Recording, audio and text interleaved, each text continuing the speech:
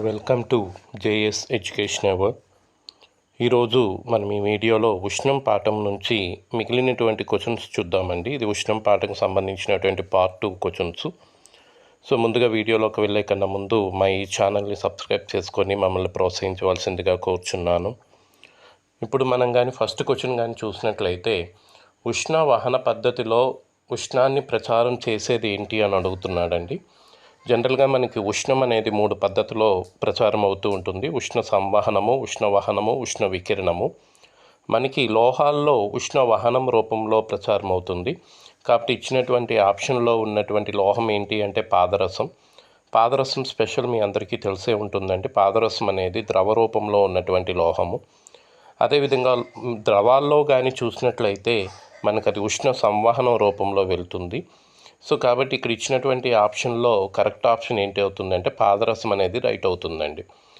యానకం లేకుండా ప్రసారం చేసే ప్రసారం ఏంటి అంటే ఉష్ణ వికిరణం అండి.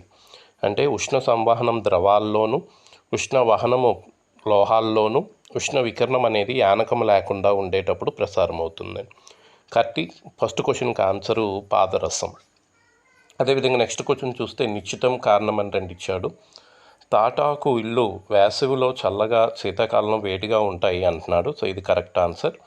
బి ఏంటి అంటే తాటాకులు మంచి ఉష్ణవాహకాలు అంటున్నాడు. ఇది తప్పు. తాటాకులు మనకి ఉష్ణ బంధకాలు కాబట్టి వేసవిలో మనకి చల్లగాను, శీతాకాలంలో వేడిగా ఉంటాయండి. సో కాబట్టి ఆప్షన్ నెంబర్ 3 అనేది ఇక్కడ మీకు రైట్ ఆన్సర్ అవుతుంది. జనరల్గా తాటాకులు ఉష్ణాన్ని లోపలికి అలౌ చేయవు కాబట్టి ఆ లక్షణాన్ని కలిగి ఉంటాయి. కాబట్టి ఉష్ణవాహకాలు కాదు. అదే నెక్స్ట్ క్వశ్చన్ కానీ చూసినట్లయితే, కరెంటు స్తంభాల మధ్య వైర్లు వదులుగా ఉంటాయి అని అన్నాడు.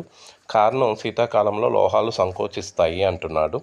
సో రెండు కూడా కరెక్టేనండి. జనరల్గా స్తంభాల మధ్య వైర్లు ఎప్పుడు కూడా కొంచెం వదులుగా ఉంచాలి. ఎందుకంటే లోహాలు ఉష్ణాన్ని పెంచితే వ్యాకోచిస్తాయి, తగ్గిస్తే మనకి సంకోచిస్తాయి.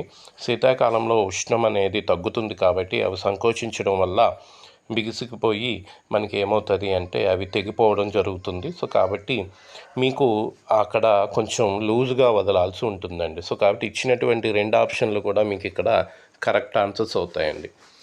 సో ఇక్కడ కానీ మీరు గమనించినట్లయితే నెక్స్ట్ క్వశ్చన్ కానీ చూసినట్లయితే మనకి సిమెంట్ రోడ్డు వేసేటప్పుడు మధ్యలో ఖాళీలు ఉంచుతూ వేస్తారు.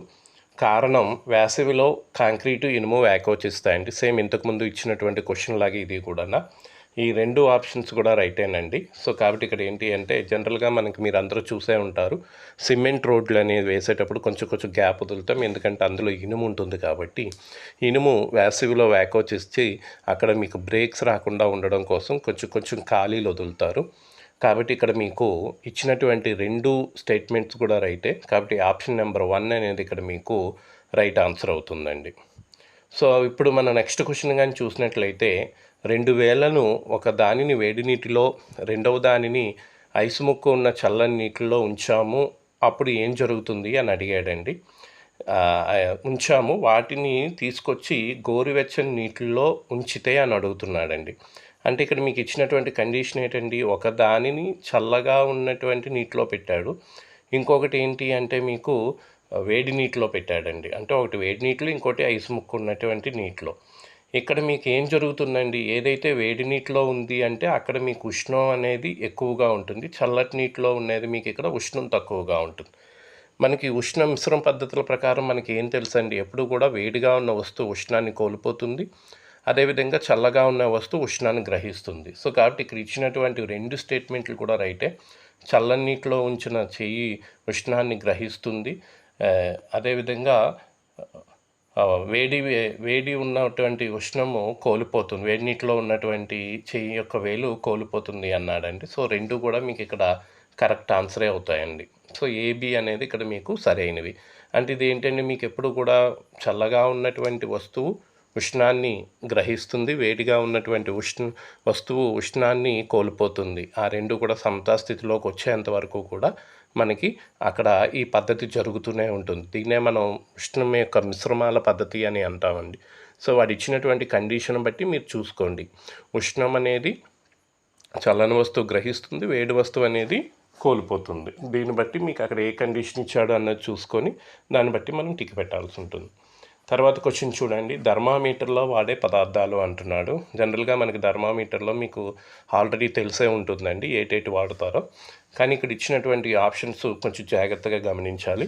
ఇదేంటి అంటే ఒకటి పాదరసం, నీరు, ఆల్కహాలు, హైడ్రోజన్ అని ఇచ్చాడు. సో మీకు క్లియర్గా తెలుసు నీరు అనేది మనం వాడమని తెలుసు. సో పాదరసం అనేది మీకు ఇట్స్ ఎ థెర్మోలిక్విడ్, అది వాడుతాము. జనరల్గా జ్వరమానినిలోని ల్యాబొరేటరీ థర్మామీటర్లో పాదరసం వాడతాము. అదేవిధంగా ఆల్కహాల్ అనేది కూడా మనం వాడుతాము. 6 మ్యాక్సిమం అండ్ మినిమం థర్మామీటర్లో ఆల్కహాల్ అనేది వాడడం జరుగుతుంది. అండ్ ఇక్కడ ఇంకొక ఆప్షన్ ఇచ్చాడండి, హైడ్రోజన్. సో హైడ్రోజన్ కూడా మనం ఇక్కడ దీనిగా వాడుతాము. సో కాబట్టి ఏంటి అంటే హైడ్రోజన్ కూడా మనం థర్మామీటర్లో వాడుతాం. సో ఇక్కడ కరెక్ట్ ఆప్షన్ ఏంటి అంటే ఏసిడి అనేది ఇక్కడ మీకు కరెక్ట్ ఆన్సర్ అండి. సో ఇక్కడ మీరు గుర్తుపెట్టుకోవాల్సింది హైడ్రోజన్ని కూడా మనం థర్మామీటర్ గాలి యొక్క ఉష్ణాన్ని కనుక్కోవడానికి, అంటే వాయువుల యొక్క ఉష్ణోగ్రతను కనుక్కోవడానికి మనం హైడ్రోజన్ వాడుతాం. సో కాబట్టి ఏంటి అంటే ఇక్కడ ఏసిడి అనేది కరెక్ట్ ఆన్సర్ అవుతుంది. సో ఉష్ణోగ్రతను కొలవడానికి వాడే ప్రమాణాలు అంటున్నాడండి.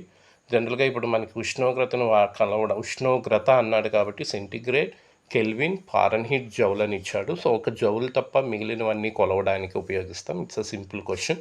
చూసిన వెంటనే మీరు ఆన్సర్ పెట్టవచ్చు. సో ఏబిసి అనేది ఇక్కడ మీకు కరెక్ట్ ఆన్సర్ అవుతుంది. సెంటిగ్రేడ్ వాడతాము, కెల్విన్ వాడతాము, ఫారెన్హీట్ వాడతాం. ఒక జౌల్ మాత్రమే వాడడం. జౌల్ అనేది ఉష్ణానికి ప్రమాణాలండి. ఓకే, ఉష్ణానికి ప్రమాణాలు. అదే తర్వాత క్వశ్చన్ చూస్తే పాదరస థర్మామీటర్లో పాదరస థర్మామీటర్ కంటే ఆల్కహాల్ థర్మామీటర్ పొడవుగా ఉంటుంది. ఒకే ఉష్ణోగ్రతకు పాదరసం కంటే ఆల్కహాల్ ఎక్కువగా వ్యాకోచిస్తుంది. సి ఏంటి అంటే పాదరస థర్మామీటర్ కంటే ఆల్కహాల్ థర్మామీటరు ఉష్ణోగ్రతను ఖచ్చితంగా కొలుస్తుంది అని మీకు 3 స్టేట్మెంట్స్ ఇచ్చాడండి. సో ఈ 3 కూడా మీకు సరైనటువంటి వాక్యాలే. సో ఒకసారి ఈ వాక్యాన్ని జాగ్రత్తగా గమనించుకోండి. పాదరస థర్మామీటర్ కంటే ఆల్కహాల్ థర్మామీటర్ పొడవుగా ఉంటుంది. It's a correct answer. పాదరసం కంటే ఆల్కహాల్ ఎక్కువగా వ్యాకోచిస్తుంది ఒకే ఉష్ణోగ్రతకి, ఇది కూడా రైటే. సో పాదరస థర్మామీటర్ కంటే ఆల్కహాల్ థర్మామీటర్ ఖచ్చితంగా కొలుస్తుంది. 3 రైట్ ఆన్సర్ అండి. చూడండి, ఇప్పుడు ఒకసారి నెక్స్ట్ క్వశ్చన్ కానీ గమనించినట్లయితే ఈ క్రింది వాటిలో సరికాని వాక్యాన్ని గుర్తించండి అన్నాడండి. సో సరికాని వాక్యం అంటే పాదరసం గాజు పాత్రకు అంటుకోదు, మంచి ఉష్ణవాహకం అంటున్నాడు. సో అది మీకు కరెక్ట్ ఆన్సర్ అండి. పాదరసం ఎప్పుడు కూడా గాజు పాత్రకు అంటుకోదు. అదేవిధంగా పాదరసానికి మెరిసే స్వభావం ఉంటుంది అన్నాడు. సో పాదరసానికి మెరిసే స్వభావం, షైనింగ్ ఉంటుంది కాబట్టి మనం దాన్ని ఉపయోగించడం జరుగుతుందండి. సో ఇక్కడ మీకు 2 కూడా రైట్ ఆన్సర్స్ ఏనండి. ఇప్పుడు నెక్స్ట్ క్వశ్చన్ కానీ చూస్తే ఆల్కహాల్ థర్మామీటర్కు సంబంధించి సరికాని వాక్యము అని అడుగుతున్నాడండి. సో ఆల్కహాల్ థర్మామీటర్ గురించి సరికాని వాక్యం. ఫస్ట్ ఆప్షన్ చూడండి ఒకసారి, అతి తక్కువ ఉష్ణోగ్రతను నమోదు చేయవచ్చు. Yes, it is a right answer అండి. సో 1 డిగ్రీ సెల్సియస్ ఉష్ణోగ్రత పెరుగుదల వ్యాకోచం కూడా చాలా ఎక్కువగా ఉంటుంది. ఇప్పుడే చెప్పానండి వ్యాకోచం ఎక్కువగా ఉంటుందని, ఇది కూడా రైట్ అవుతుంది. దీనికి రంగు వేయొచ్చు, స్పష్టంగా కనిపిస్తుంది అంటున్నాడండి. సో కాబట్టి ఏంటి అంటే ఇక్కడ మీకు తర్వాత ఏంటి అంటే ఆల్కహాలు గాజుకు అంటుకుంటుంది. సో ఇది మీకు రాంగ్ అవుతుందండి. ఇది మీకు కరెక్ట్ ఆన్సర్ అవుతుందన్నమాట. ఆల్కహాల్ గాజుకి అంటుకోదు. ఓకే, తర్వాత ద్రవ రూపంలో ఉన్నటువంటి లోహం. సో ద్రవ రూపంలో ఉన్నటువంటి లోహం మీ అందరికీ తెలిసే ఉంటుందండి. దాని కరెక్ట్ ఆన్సర్ ఏంటవుతుంది అంటే పాదరసం. సో ఇక్కడ మీకు పాదరసం అనేది ద్రవ రూపంలో ఉన్నటువంటి లోహం. తర్వాత థర్మామీటర్లో నీటికి వాడకపోవడానికి కారణం. జనరల్గా థర్మామీటర్ నీటికి వాడకపోవడానికి కారణం ఏంటి అంటే గాజుకు అంటుకుంటుంది, వేగంగా వ్యాకోచించదు, సంకోచ వ్యాకోచాలు సమానంగా ఉంటాయి అంటున్నాడండి. ఇక్కడ మీరు కానీ చూసినట్లయితే ఇక్కడ అన్నీ కూడా రైట్ ఆన్సరేనండి. ఓకే, ఇక్కడ కానీ మీరు చూసినట్లయితే అన్నీ కూడా రైట్ ఆన్సరే. సో ఇక్కడ మీకు 4th option is the right one. ఎందుకంటే అది గాజుకు అంటుకుంటుంది, వేగంగా వ్యాకోచించదు, సంకోచ వ్యాకోచాలు అసమానంగా ఉంటాయి, పాదరస పదార్థం. సో కాబట్టి పాదరస పదార్థం అంటే తెలుసు కదండి, అది కాంతిని తన ద్వారా పంపించుకుంటుంది అనమాట. సో కాబట్టి ఏంటి అంటే ఈ 4 కూడా రైట్ ఆన్సర్స్ ఏనండి. తర్వాత చూస్తే పాదరస థర్మామీటర్ని చేతిలో పట్టుకునేటప్పుడు థర్మామీటర్లో ఉన్న పాదరసం ఏ పద్ధతిలో ఉష్ణాన్ని గ్రహిస్తుంది అంటున్నాడండి. సో జనరల్గా ఇక్కడ కానీ మీరు గమనించినట్లయితే ఇది మీకు లోహం కాబట్టి ఇప్పుడే మీకు చెప్పానండి, ఉష్ణ వహన పద్ధతిలో మీకు ఏంటవుతుంది అంటే ఇది మీకు గమనించడం జరుగుతుందండి. అంటే ఇక్కడ మీకు కరెక్ట్ ఆన్సర్ ఏమవుతుంది అంటే ఉష్ణ వహనం అనేది మీకు ఇక్కడ రైట్ అవుతుంది. అదేవిధంగా ఇప్పుడు కానీ 35ది కానీ మీరు గమనించినట్లయితే పాదరస థర్మామీటర్లో 0 డిగ్రీ గుర్తించడానికి పాదరస బల్బుని తాకేటట్లుగా ఉంచుతారు. ఎందులో ఉంచుతారు అంటున్నాడండి. సో 0 డిగ్రీస్ అంటున్నాడు కాబట్టి ఇది ఖచ్చితంగా మీరు కరుగుతున్న మంచులో ఉంచాలి. అంటే స్టార్టింగ్ ఎల్ఎఫ్పి నోట్ చేయడానికి కాబట్టి కరుగుతున్న మంచులో పెట్టుకోవాలండి. అదే మీకు ఇందులో అయితే 100 డిగ్రీస్ దగ్గర గుర్తుపెట్టుకోవాలి. అంటే 100ని గుర్తించడానికైతే మరుగుతున్న నీటిలో పెట్టుకోవాలి. సో నీటి మరుగు స్థానము ద్రవీభవన స్థానాలు ఏంటి అని అడుగుతున్నాడండి. It's a very simple question. మీరు చూసిన వెంటనే ఆన్సర్ పెట్టేస్తారు. 100 అండ్ 0 డిగ్రీస్ అండి. ఓకే, సో ఇక్కడ మీకు కరెక్ట్ ఆన్సర్ ఏమవుతుంది అంటే 100 అండ్ 0 డిగ్రీస్ అనేవి మీకు ఇక్కడ రైట్ ఆన్సర్స్ అవుతాయండి. అంటే ఇక్కడ మీరు చూసినట్లయితే నీటి యొక్క మరుగు స్థానము ద్రవీభవన స్థానము అని అడిగాడండి. సో నీటి యొక్క మరుగు స్థానము ద్రవీభవన స్థానాలు మనకి ఎంత ఉంటాయి అంటే 100 అదేవిధంగా 0 మీకు ఉండడం జరుగుతుందండి. ఓకే, సో ఇది మీకు ఒకసారి మనం నెక్స్ట్ క్వశ్చన్ చూద్దామండి. ఇది మళ్ళీ ముందుకు వచ్చినట్టుంది. ఓకే, 38వ క్వశ్చన్ చూద్దామండి ఒకసారి. 38వ క్వశ్చన్ ఏంటి అంటే థర్మామీటర్లో 0కి 1కి మధ్యన ఖాళీని 5 భాగాలుగా విభజిస్తే ప్రతి భాగం విలువ ఎంత అని అడుగుతున్నాడండి. సో జనరల్గా థర్మామీటర్లో మనకి 0కి 1కి మధ్యన ఖాళీని 5 భాగాలుగా విభజిస్తే అంటున్నాడండి. జనరల్గా థర్మామీటర్లో 0కి 1కి మధ్యన మనకి 10 ఖాళీలు ఉంటాయండి. ఈ 10 ఖాళీల్లోని మనకి ఏంటి అంటే ఒక్కొక్క దానికి 10 ఖాళీలు ఉన్నాయి అంటే దాని మీనింగ్ ఏంటి అంటే మీకు 0.1 అని ఉంది అని అర్థం. కానీ ఇక్కడ ఏంటి అంటే 0కి 1కి మధ్యన 5 ఖాళీలు అంటున్నాడు కాబట్టి మీరు చూసినట్లయితే 0.2 అనేది ఇక్కడ మీకు కరెక్ట్ ఆన్సర్ అవుతుందండి. సో ఇక్కడ 38వ క్వశ్చన్కి మీకు కరెక్ట్ ఆన్సర్ ఏమవుతుంది అంటే 0.2 డిగ్రీ సెల్సియస్ అవుతుందండి. అంటే వీడు మనకి 5 ఖాళీలే అంటున్నాడు కాబట్టి మనకి బై 10ని బై 2 చేస్తే మనకి ఏమవుతుంది అంటే 5 ఖాళీలు వస్తాయి. అదేవిధంగా 10ని 0.1ని 2తో మల్టిపుల్ చేస్తే మీకు ఇక్కడ ఏటవుతుంది అంటే 0.2 డిగ్రీస్ వస్తానండి. ఇది మీకు ఏంటి అంటే 38వ క్వశ్చన్ యొక్క ఆన్సర్ అండి. సో అది ఇప్పుడు మీకు నేను స్క్రీన్ మీద ఆన్సర్ మీకు చూపించడానికి ప్రయత్నిస్తున్నాను. ఆల్రెడీ అంటే వీడియో మళ్ళీ కొంచెం క్వశ్చన్స్ ముందుకు వెళ్ళాయి, బట్ ఇప్పుడు 38వ క్వశ్చన్ కరెక్ట్గానే వచ్చింది. ఒకసారి చూడండి. 37వ క్వశ్చన్ మనం మిస్ అయినట్టున్నామండి. ఉష్ణోగ్రత స్థిరంగా ఉండే సందర్భం ఏంటి అని అడుగుతున్నాడండి. ఉష్ణోగ్రత ఎప్పుడు స్థిరంగా ఉంటుంది అంటే కేవలం 2 సందర్భాల్లో స్థిరంగా ఉంటుంది. ఒకటి నీరు మరిగినప్పుడు, ఇంకోటి నీరు కరిగినప్పుడు. జనరల్గా ఇక్కడ నీరు బాష్పీభవనం చెందినప్పుడు అని ఇస్తాడు. బాష్పీభవనం చెందినప్పుడు ఎప్పుడు కూడా ఉష్ణోగ్రత స్థిరంగా ఉండదు. ఓన్లీ మెల్టింగ్ అయినప్పుడు, అదేవిధంగా బాయిలింగ్ అయినప్పుడు మాత్రమే మీకు ఇక్కడ స్థిరంగా ఉంటుంది. సో కాబట్టి 37వ ప్రశ్నకి కరెక్ట్ సమాధానం ఏంటి అంటే ఏబి, అంటే నీరు మరిగినప్పుడు, మంచు కరిగినప్పుడు 2 కరెక్ట్ ఆన్సర్స్ అవుతాయండి. ఓకే, సో ఇది మీకు 37, 38 క్వశ్చన్స్ అండి. సో ఇక్కడ నుంచి మనం చూద్దామండి 39వ క్వశ్చన్. మానవుని శరీర ఉష్ణోగ్రత ఎంత అని అడుగుతున్నాడు. జనరల్గా మానవుని శరీర ఉష్ణోగ్రత మీ అందరికీ తెలిసే ఉంటుందండి. ఫారెన్ హీట్లో మీకు తెలిసే ఉంటుంది. ఇట్స్ 98.4 డిగ్రీ సెల్సియస్ ఉంటుంది. అదేవిధంగా మీరు ఇచ్చినటువంటి ఆప్షన్స్ని కానీ ఒకసారి గమనించినట్లయితే 37 డిగ్రీస్, 98.4 డిగ్రీస్, అదేవిధంగా 310 డిగ్రీ సెల్సియస్ అని ఇచ్చాడు. సో ఇక్కడ ఇచ్చినటువంటి ఆప్షన్లో ఏబి 2 కరెక్ట్ ఆన్సర్స్ అవుతాయండి. 37 మరియు అదేవిధంగా 48.4, 98.4 అనేది ఇక్కడ మీకు కరెక్ట్ ఆన్సర్ అవుతుందండి. సో ఇప్పుడు 40 క్వశ్చన్ చూద్దామండి. 40వ క్వశ్చన్ ఏంటి అన్నది ఒకసారి మనం ఇప్పుడు ఇక్కడ చూద్దాం. 40వ క్వశ్చన్ ఏంటి అంటే శరీర ఉష్ణోగ్రతను కొలవడానికి వాడే థర్మామీటర్ ఏంటి అని అడుగుతున్నాడండి. సో శరీర ఉష్ణోగ్రతను కొలవడానికి వాడే థర్మామీటర్ ఏంటి అంటున్నాడు. సో ఇక్కడ ఇచ్చినటువంటి ఆప్షన్స్ ఒకసారి గమనించండి. థర్మిస్టర్ థర్మోమీటరు, జ్వరమానిని, డిజిటల్ థర్మామీటరు, ప్రయోగశాల థర్మామీటరు అనేటువంటివి మీకు ఇక్కడ ఇవ్వడం జరిగిందండి. అంటే ఇక్కడ మీరు జనరల్గా మీకు ఇచ్చినటువంటి ఆప్షన్లో మీకు తెలిసినటువంటిది ఒకటి జ్వరమానిని అనేది మీకు రైటే తెలిసి ఉంటుందండి. అదేవిధంగా థర్మిస్టర్ థర్మామీటరు, డిజిటల్ థర్మామీటర్ ఈ రెండింటిని కూడా మనం వాడుతాము. సో కాబట్టి ఇక్కడ ఫస్ట్ ఆప్షన్ అనేది ఇక్కడ మీకు రైట్ ఆప్షన్ అవుతుందండి. అదేవిధంగా 41ది కానీ చూసినట్లయితే కింది వాటిలో సరికానిది ఏది అంటున్నాడు. జ్వరమానిలో ఉన్న నొక్కు పైకి వెళ్ళిన పాదరస మట్టాన్ని కిందికి రానివ్వదు. రెండవది ప్రయోగశాల థర్మామీటర్లో రీడింగ్ నీటిలో ఉండగానే నమోదు చేయాలి. ప్రయోగశాల థర్మామీటర్ను మంట ఉష్ణోగ్రతను కొలవడానికి వాడచ్చు. థర్మామీటర్లో వాడే పాదరసం విషతుల్యమైనది అంటున్నాడండి. సో కాబట్టి ఇక్కడ ఇచ్చినటువంటి 4గిట్లో రెండో ఆప్షన్ అనేది మీకు తప్పుగా ఉందండి. జనరల్గా ప్రయోగశాల థర్మామీటర్ రీడింగ్ని ఎప్పుడు కూడా నీటిలో ఉన్నప్పుడు నమోదు చేయం. ఓకేనండి, వాడు నీటిలో ఉండగానే నమోదు చేయాలి అన్నాడు. సో ఇది పూర్తిగా తప్పు. మిగిలినటువంటి 3 కూడా మీకు రైట్ ఆన్సర్స్ అవుతాయి.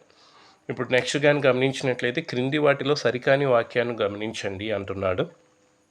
జ్వరమానిని శరీర ఉష్ణోగ్రతలు కొలవడానికి తప్ప మంట దగ్గర సూర్యరశ్మిలో ఉంచకూడదు అంటున్నాడు. It's a correct answer.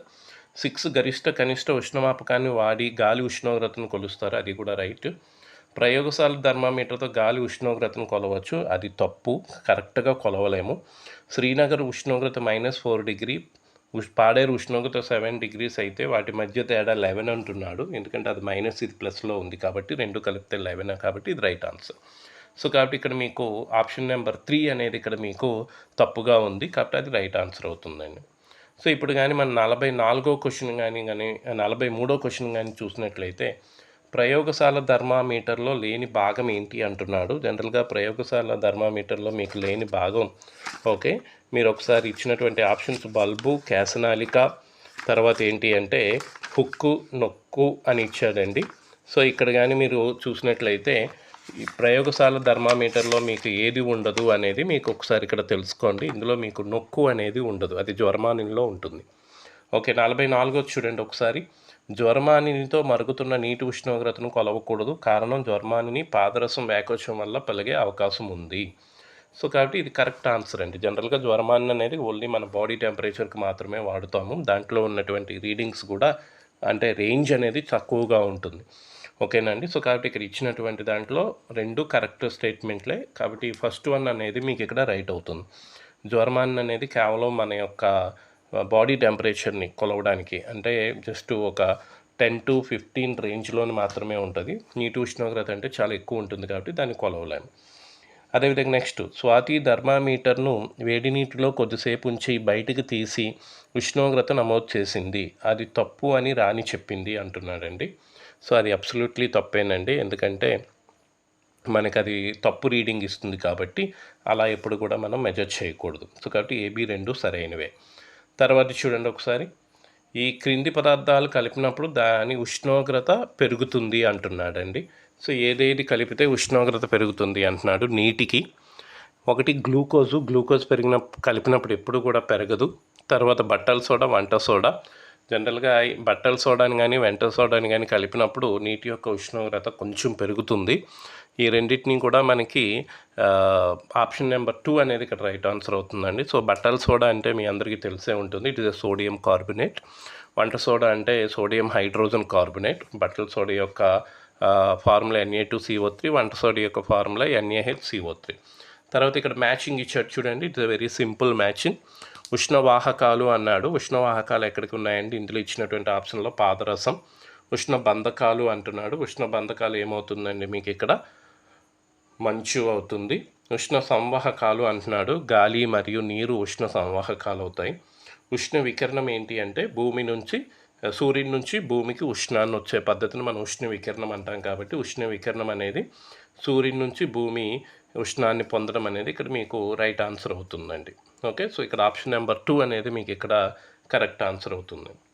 So ఇక్కడ కానీ మీరు గమనించినట్లయితే నెక్స్ట్ క్వశ్చన్ చూస్తే, వేసవిలో చెరువు సరస్సులో ఉన్న పై నీరు కింద నీరు కంటే వేడిగా ఉంటుంది, నీరు ఉష్ణబంధకం కావడం వల్ల ఇలా జరుగుతుంది అంటున్నాడండి.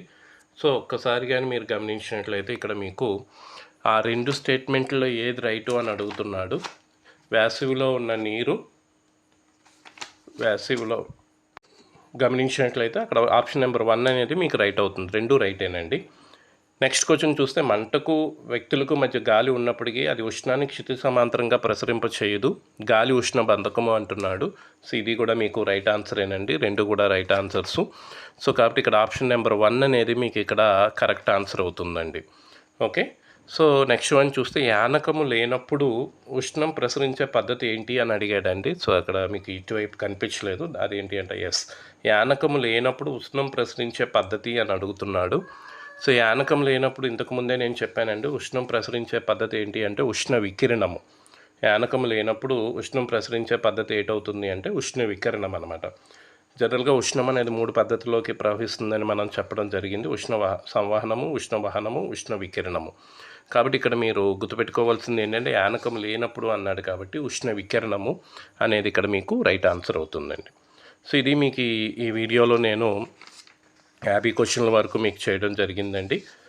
నెక్స్ట్ వీడియోలో చలనం లెసన్కి సంబంధించినటువంటి ఇంపార్టెంట్ క్వశ్చన్స్ని నేను మీకు అందించడానికి ట్రై చేస్తాను. సో నోటిఫికేషన్ ఆలస్యం కొంచెం ఆలస్యం అయ్యేలా ఉంది. ప్రిపరేషన్ ఎక్కడ ఆపకండి, ప్రిపరేషన్ కంటిన్యూ